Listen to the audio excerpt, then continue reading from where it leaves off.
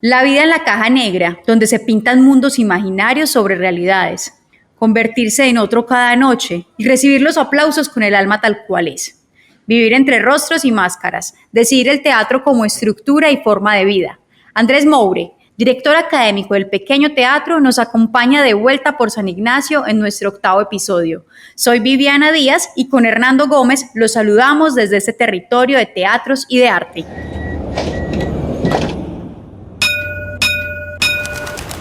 Todos vamos de vuelta por San Ignacio. El podcast que cuenta historias, que colorea calles y dibuja personajes de este distrito en el centro de Medellín. De vuelta por San Ignacio, un espacio patrocinado por Grupo Argos, inversiones que transforman.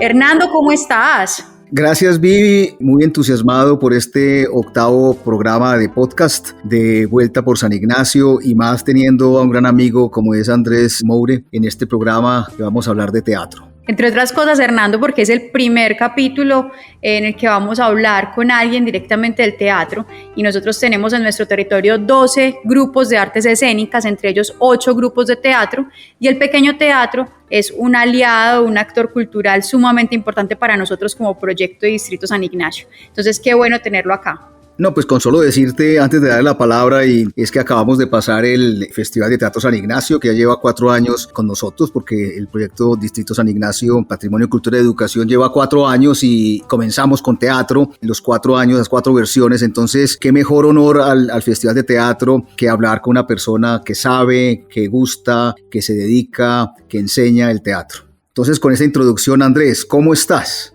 Fernando, a Viviana. Gracias por esta invitación a este podcast. Espero que lo disfruten cuando lo escuchen. Hablar de teatro y de hablar de Andrés Moure es hablar de un proyecto de vida que está íntimamente ligado a este territorio. Desde que regresé de Bogotá he habitado San Ignacio y me alegra mucho estar acá.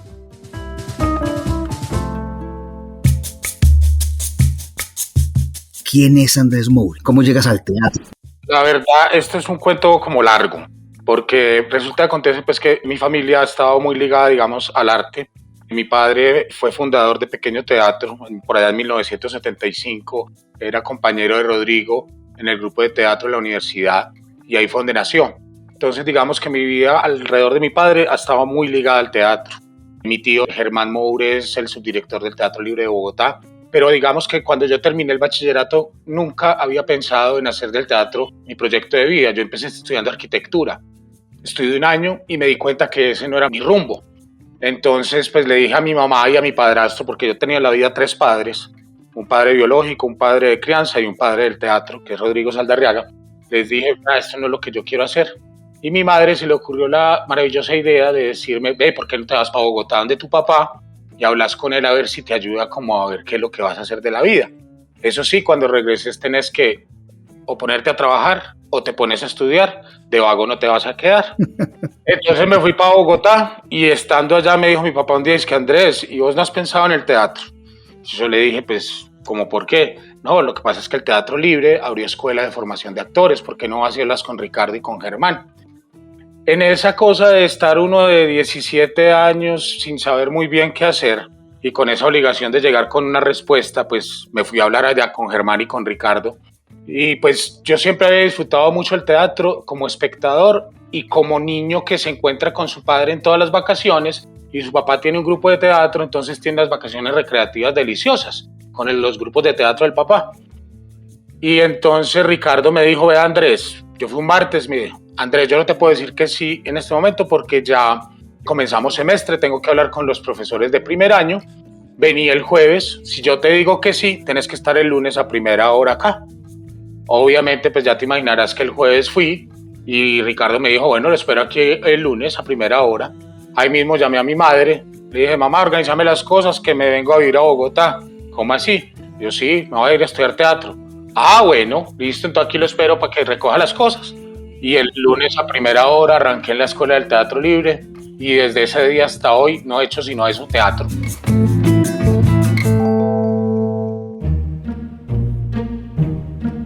Dime cuál fue tu primer papel en teatro.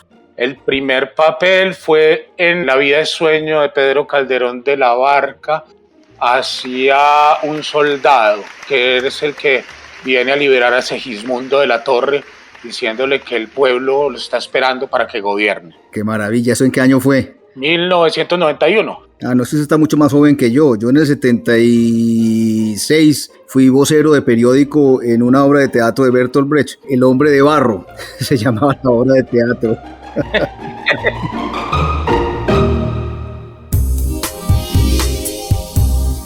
¿Cuál fue o ha sido el papel más difícil que has interpretado en el teatro en toda esta trayectoria tuya?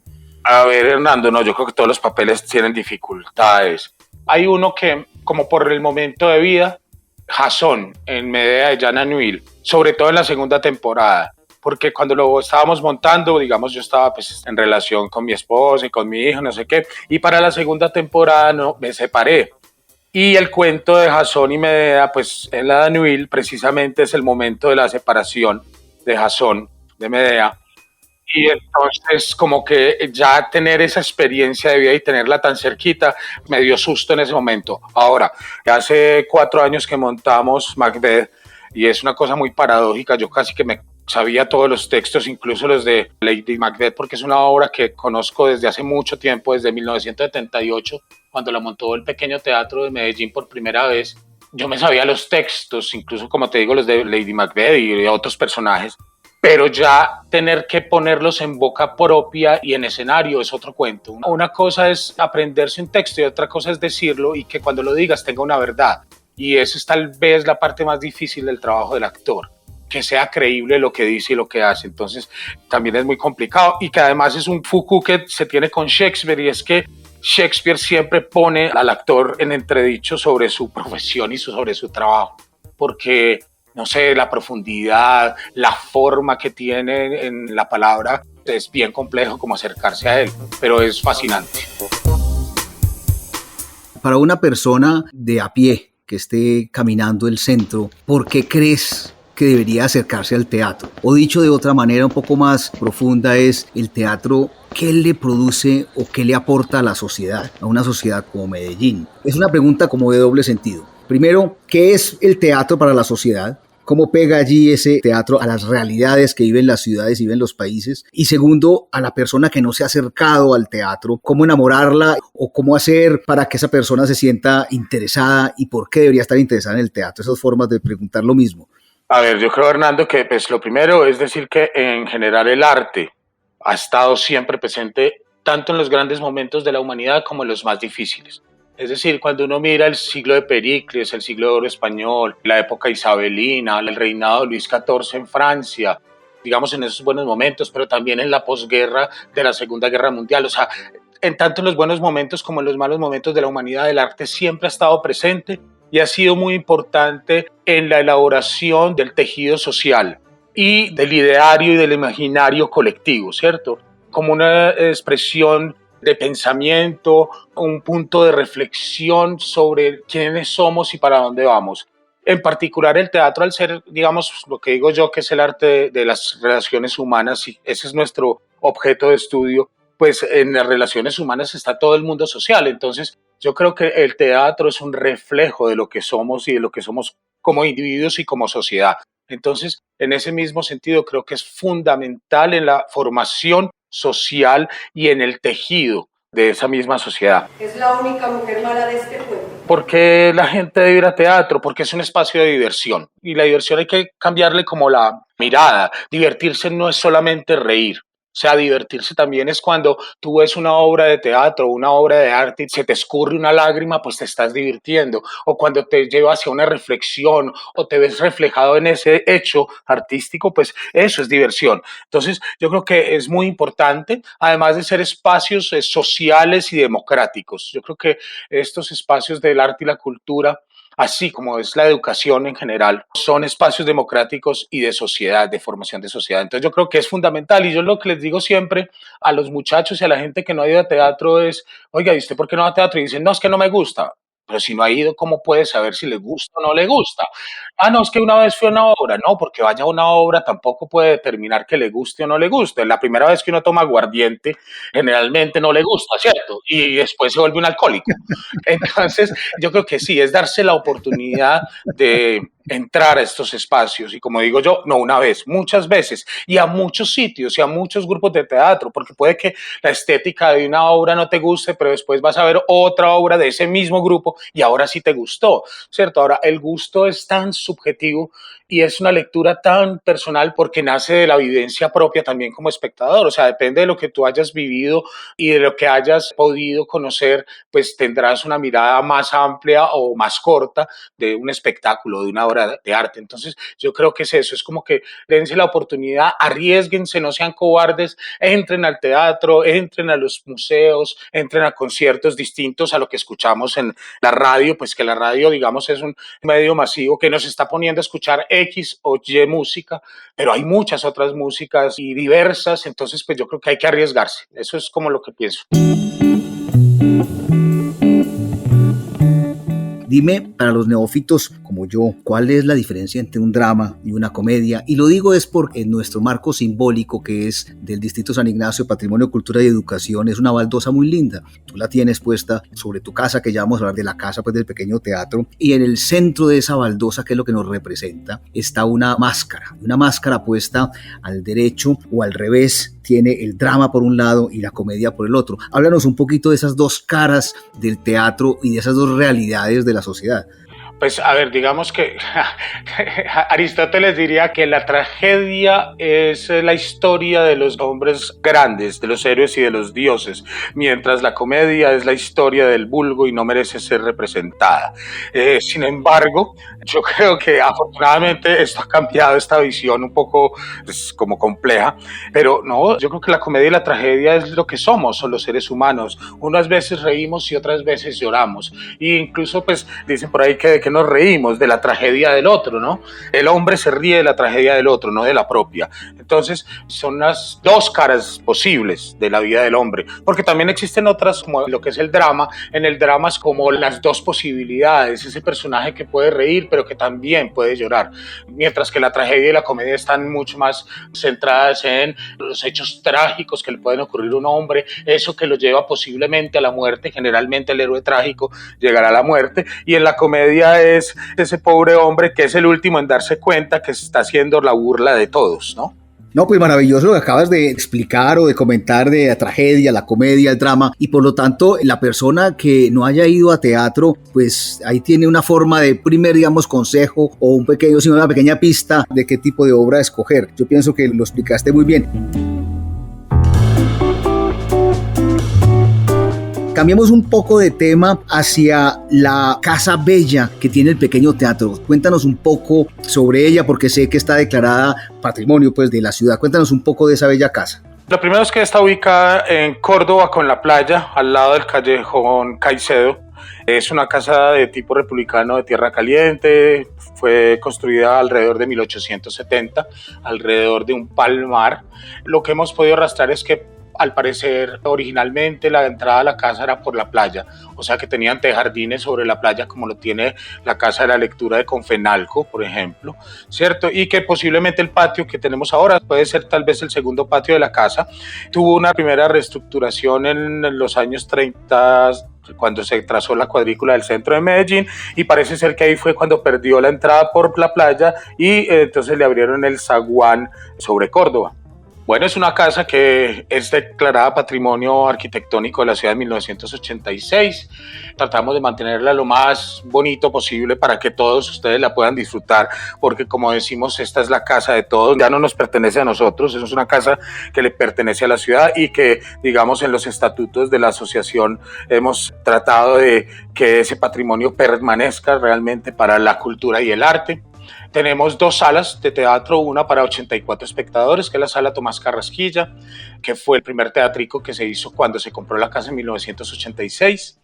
Luego en el 94 se hizo lo que ahora se llama la sala Rodrigo Saldarriaga, que es una sala para 500 espectadores, y en el 2004 hicimos el edificio de la Escuela de Formación de Actores, porque eso es importante. O sea, el Pequeño Teatro no es solamente un grupo de actores dedicados a la creación, sino que desde hace ya 18 años tenemos una escuela de formación de actores pensando en el futuro de este hermoso oficio, profesión o arte, como lo quieran llamar. Tenemos más de 120 montajes en estos 46 años de historia, ya estamos próximos a cumplir 47 años. Un grupo muy estable que hemos hecho de todo tipo de teatro, desde obras colombianas, escritas aquí en la casa, obras contemporáneas, teatro clásico. Bueno, es una producción bastante vasta la que ha desarrollado Pequeño Teatro. Obviamente yo no estoy desde que se fundó, porque en esas épocas apenas contaba con 3 años de edad, aunque estaba muy cercano a él. Yo ya llevo aquí 26 años, estoy próximo a cumplir la media centuria. Yo creo que estamos entrando en una bastante interesante para ser actores. Dicen que los actores, cuando nos cuidamos, somos como los buenos vinos, entre más viejos, más interesantes. Eso está muy bien, Andrés. Te oigo hablar y se me vienen una cantidad como de preguntas y reflexiones alrededor de no solo del teatro, sino del quehacer tuyo y del Pequeño Teatro. Sé que el Pequeño Teatro no solo su casa es declarada patrimonio, sino que el actuar del teatro, del Pequeño Teatro, también ha sido declarado patrimonio. Cuéntanos un poco sobre eso. ¿Cómo lo declaran a uno patrimonio cultural, al oficio o al arte del teatro? Cuéntanos un poco eso. Pues a ver, Pequeño Teatro fue declarado Patrimonio Cultural de la Ciudad en 1986. Pues eso yo creo que es alguna entidad social o algún político que en algún momento dijo, oiga, lo que hace Pequeño Teatro es como importante para la ciudad, y entonces lo proponen el Consejo de Medellín, y el Consejo decide que sí, que efectivamente somos un patrimonio. Entonces, pues desde esa época es Patrimonio Cultural de la Ciudad, y pues yo creo que ya después de tanto tiempo recorrido, o sea, Rodrigo decía que cuando cumplimos los 30 años, decía que 30 años para un hombre es la mitad de su vida, para una sociedad no es nada. Pero yo creo que en Medellín, una entidad cultural con estas calendas, 47 ya casi, pues es algo importante. Yo creo que por lo menos gracias a la escuela y gracias a los que estamos ahora y a los que vienen, pues esperamos que sean otros 40 más o no sé cuántos. Eso ya depende de los que siguen.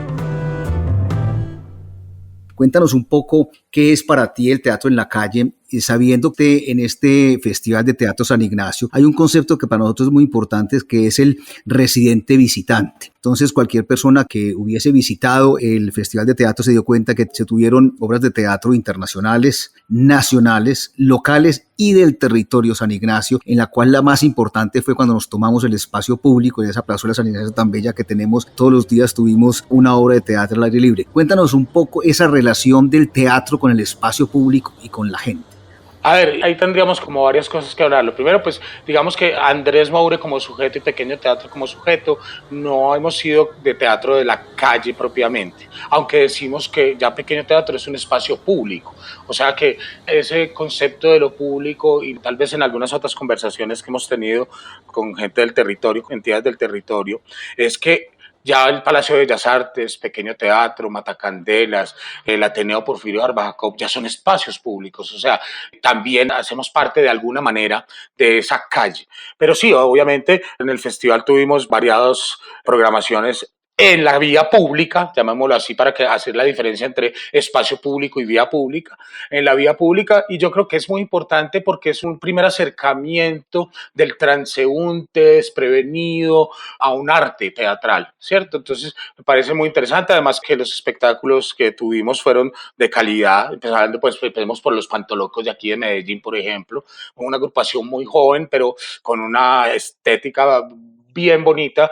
Tuvimos distintas expresiones, todas de una calidad que le permite, digamos, al transeúnte, y como digo yo, al desprevenido transeúnte, decir, ve, ¿qué es esto tan interesante y como tan bonito? Y entonces, después posiblemente querrá saber más de teatro y de pronto entonces ingresar a estos otros espacios públicos, como te digo, que no están en la calle, pero que tienen otras condiciones que favorecen, digamos, a la magia del teatro y al mundo de la imaginación del espectador. Y yo diría que es un primer encuentro de ese peatón, de esa persona que está caminando la calle y de pronto ¡prum!, se encuentra con una obra de teatro y dice, uy, ¿qué es esto? Es un primer muy bello encuentro de la cultura y el teatro con la presión. Claro, una forma de recuperar también el patrimonio, ¿cierto? Que el espectador se dé cuenta de los edificios que tenemos alrededor, que es que a veces también, como pasamos la vida acá, se nos vuelve paisaje y no nos damos cuenta que tenemos unos espacios y unos edificios hermosos en este distrito de San Ignacio. Entonces también es una forma de llamarle la atención al deambulante y decirle, vea, mire lo que se está perdiendo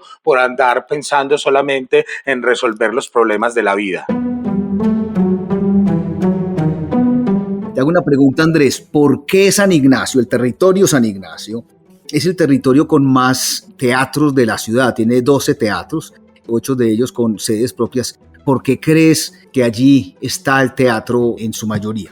Hay dos cosas, dos hitos, digamos, uno más viejo que el otro, pero digamos, el primer hito es la ubicación del Palacio de Bellas Artes. Eso generó alrededor del Palacio de Bellas Artes que los artistas se congregaran, pero después la construcción del Teatro Pablo Tobón Uribe se convirtió en un jalonador de los grupos de teatro. ¿Cierto? Es que pensemos que en los años 70 ahí estaba la Sala Beethoven, que es la sala del Palacio de Bellas Artes, y el Teatro Pablo Tobón Uribe, como espacios de posible presentación de los grupos de teatro que eran incipientes en aquella época, ¿cierto? Estamos hablando de que Pequeño Teatro se fundó en 1975 y es tal vez uno de los más antiguos de la ciudad. Entonces, pues, ¿dónde se podían presentar? En la Sala Beethoven o en el Pablo Tobón. Y eso fue generando, digamos, que alrededor de estas dos edificaciones se empezaran a ubicar los grupos de teatro. Y lo otro es que, de todas maneras, los grupos de teatro somos muy resistentes y a pesar de los momentos difíciles del Medellín de los finales de los 80, principios de los 90, pues fue una apuesta que se le hizo a este territorio como de generar un espacio distinto para la sociedad a pesar de las amenazas, a pesar de los toques de queda y que afortunadamente fuimos resistentes y seguimos siendo resistentes a pesar de todo lo que pueda suceder alrededor y hemos generado, digamos, unas dinámicas muy distintas. Yo siempre digo que el centro tiene distintas dinámicas y que lo que es este distrito San Ignacio es absolutamente distinto al resto. O sea que tú te me adelantaste a una pregunta que te iba a hacer, porque te iba a decir si tú eras de los optimistas que creías que sí se puede tener un distrito cultural en la ciudad que se llame San Ignacio y que pueda mostrarle a la ciudad que es el sitio, digamos, más óptimo, por decirlo así, para que crezca no solo las artes escénicas, sino la cultura en general. Nosotros hemos apostado en el proyecto San Ignacio, Patrimonio, Cultura y Educación, en este territorio de 62 hectáreas que van desde la playa hasta San Juan, o una cuadra antes de San Juan, y de la Avenida Oriental hasta el Museo de la Casa de la Memoria. Allí hay 62 hectáreas y vamos a ser declarados muy próximamente Distrito Creativo ADN, de Área de Desarrollo Naranja, que le aplica, digamos, unas condiciones, digamos, fiscales y de ayuda para que florezca, digamos, más la cultura y más la creatividad. ¿Tú crees, eres positivo en que este distrito cultural se afiance todos los días más, que podamos llegar a ser un referente de la ciudad y, por qué no, un referente a nivel nacional? Yo creo que ya somos un referente de la ciudad. Cuando la gente de Laureles o de Buenos Aires o de Villahermosa o de El Poblado quiera o necesite el arte, lo que encuentras en este distrito. O sea, uno por fuera desde acá es muy poco lo que encuentra. Y yo creo que además a esa dinámica, digamos, de los artistas también se sumó la parte de las universidades, ¿cierto? Es que acordate que aquí teníamos Universidad Pontificia Bolivariana sobre la playa, estuvo también la Antonio Nariño, fue el inicio de la Universidad de Antioquia, digamos que abandonaron un tiempo el Paraninfo, pero luego lo recuperaron. Están muchas entidades educativas, el CES, del Ferrini, Sensa, pues no, o sea, hay demasiado movimiento alrededor del arte y la cultura y eso ha generado una dinámica distinta y que yo creo que la gente ya reconoce, digamos, esta parte que ahora ya se le puso nombre, digamos, que siguiendo lo que dice Freud, lo que no se nombra no existe, pues entonces digamos que al ponerle el nombre de Distrito San Ignacio ya tendrá una existencia mucho más clara y pues si hay beneficios y posibilidades desde presupuestos para que esto siga creciendo, pues yo creo que será maravilloso, Bernardo.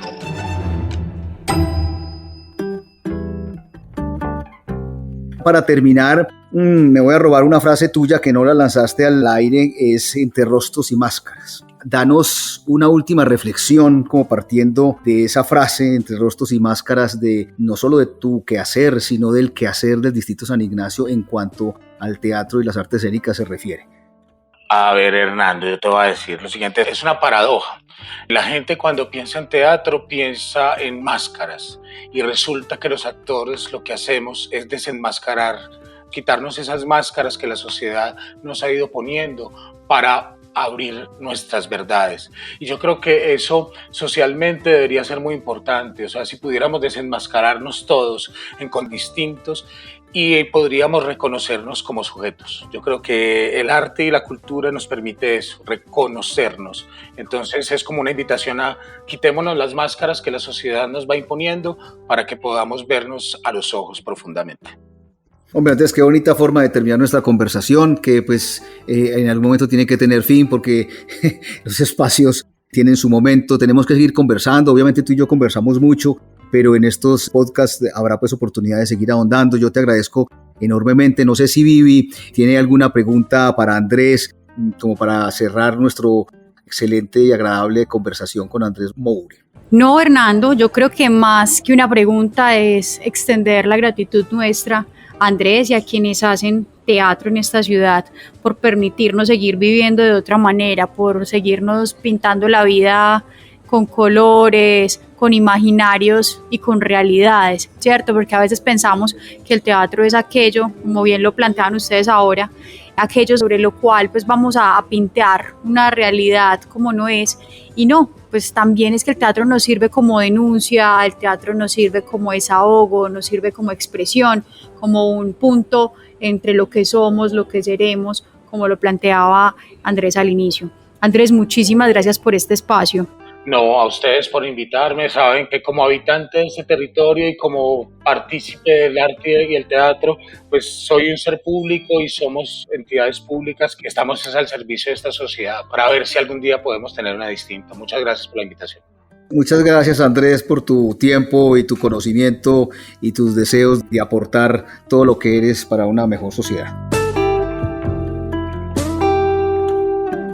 Bueno, este espacio realmente pareció una cita romántica para coquetear sobre el teatro. Coincidimos en que el arte teatral nos permite no solo la expresión del pensamiento colectivo, sino conectar con lo que somos, con lo que fuimos y con lo que soñamos ser. Gracias nuevamente a Andrés y a quienes le siguen apostando tercamente al teatro. Gracias al Pequeño Teatro además porque por más de 40 años de historia ha sido cómplices de los juegos de esta ciudad con el arte y por preservar esta hermosa casa ubicada en Córdoba. Así termina nuestro 8º episodio. Gracias por acompañarnos y los esperamos a otra vuelta por San Ignacio. Les recordamos visitar nuestra página web www.distritosanignacio.com y revisar nuestra agenda cultural para que sigamos habitando este San Ignacio. Gracias.